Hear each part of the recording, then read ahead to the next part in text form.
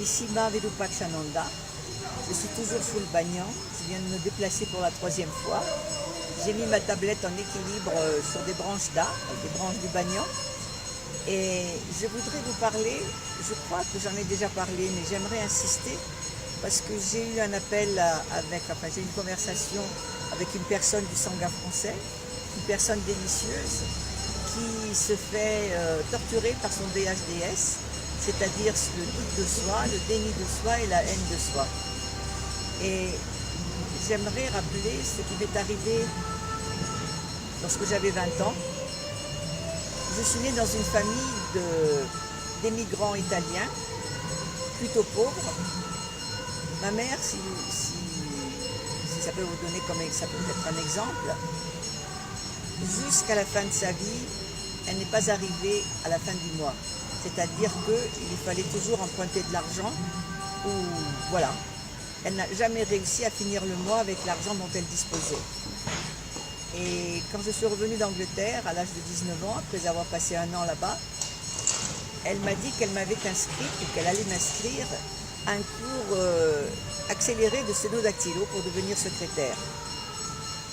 Je n'ai rien dit, je ne sais plus à quel moment, mais je me suis retirée dans ma chambre pour en pleurer, parce que vraiment c'était la dernière chose au monde que je voulais faire. Mais je ne pouvais pas lui imposer autre chose, parce que lorsque je lui ai demandé par exemple de m'acheter un carnet de sténo, ça coûtait le prix d'un timbre à l'époque. Elle n'avait pas l'argent. Donc je n'allais pas la forcer à me nourrir pour rien. Alors que je n'avais aucune formation. D'accord, je parlais anglais couramment, d'accord, j'avais le bac et d'autres petits diplômes. Mais c'était pas ça qui me permettait de lui apporter de l'argent à la fin du mois. Donc j'ai accepté le cours. Et finalement, je me suis amusée parce qu'apprendre la sténo, une petite sténo moderne, très rapide, l'apprentissage était très rapide. C'était avec des lettres et quelques barres obliques et des soulignés ou des tirets. C'était pas quelque chose de compliqué. Et puis apprendre à taper à la machine, c'est comme jouer au piano. C'est très agréable. Et donc, j'ai aussi réfléchi, où vais-je travailler? Et je ne voulais surtout pas rester à Saint-Étienne où habitaient mes parents. Non pas que Saint-Étienne me déplaisait, mais je n'avais pas du tout envie de rester en famille. Mon père il est un peu sévère, pas très ouvert à la condition féminine, et donc je voulais absolument m'échapper. Mais je ne savais pas où aller. Et je suis tombée sur une carte postale hideuse de l'Opéra de Paris, colorisée et tout ça. Et je me suis dit, je vais aller à Paris. Et alors aussitôt, tous les DHDS, c'est-à-dire tous les doutes, toutes les peurs, tous mes schémas d'infériorité, d'insécurité, enfin tout m'a envahi. J'avais la tête qui tournait. J'ai tout laissé faire de toute façon. Pour l'instant, sur le moment, je n'arrivais pas à arrêter quoi que ce soit parce que comme j'avais fait un choix qui apparemment à quelqu'un comme moi, ça paraissait pratiquement impossible. Donc tous mes doutes, toutes mes peurs m'ont envahi.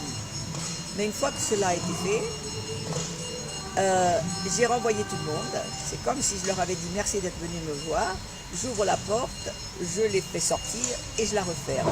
Et je ne les ai plus jamais laissés entrer. C'est-à-dire que lorsque les jours suivants, je me disais mais je ne vais pas. Aussitôt je disais Paris. Et alors au début, j'arrivais même à prononcer quelques mots. La phrase était pratiquement toute faite dans ma tête, mais je l'arrêtais en cours de route.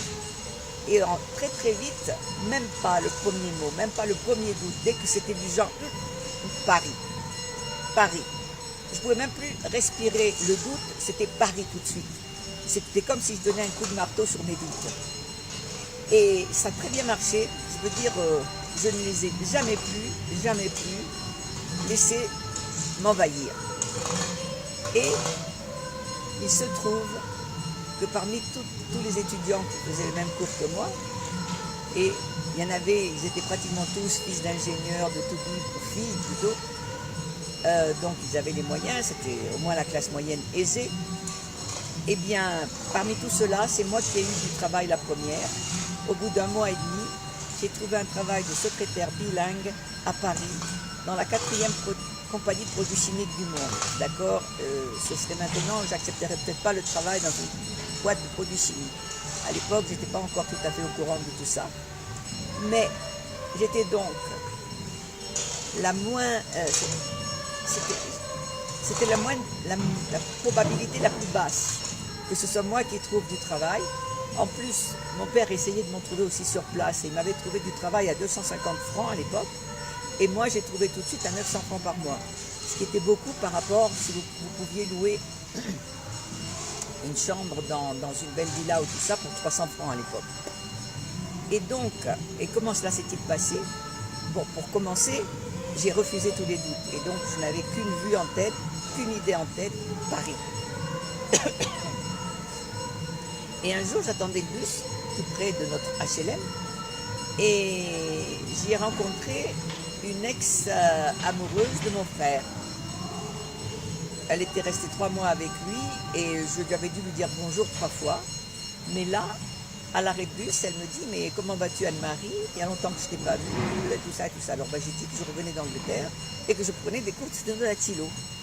Elle me dit « Mais ça m'intéresse, on cherche une secrétaire, est-ce que tu peux me donner ton curriculum vitae ?» Le curriculum vitae, j'en avais pas, donc on s'est donné rendez-vous. Et la fois d'après, à l'arrêt de bus, de nouveau, je lui ai donné mon curriculum vitae, et une semaine plus tard, j'étais embauchée. Voilà. Mais je suppose, même je suis sûre, que le cosmos ne pouvait pas faire autrement. Parce que ce n'était pas, comme le disait, paraît-il, Napoléon, il disait quand on veut quelque chose, il faut le vouloir au point d'en mourir. Ça ou mourir. Et moi, c'était pas ça du tout. C'était, je veux Paris ou Paris. C'est-à-dire que le cosmos n'avait pas le choix. Où qu'il se tourne, Paris, Paris, Paris. Et c'est ce que j'ai eu. Et même les premiers 3 mois, on m'a envoyé tout frais payé à Bruxelles, où j'ai rencontré mon premier amoureux.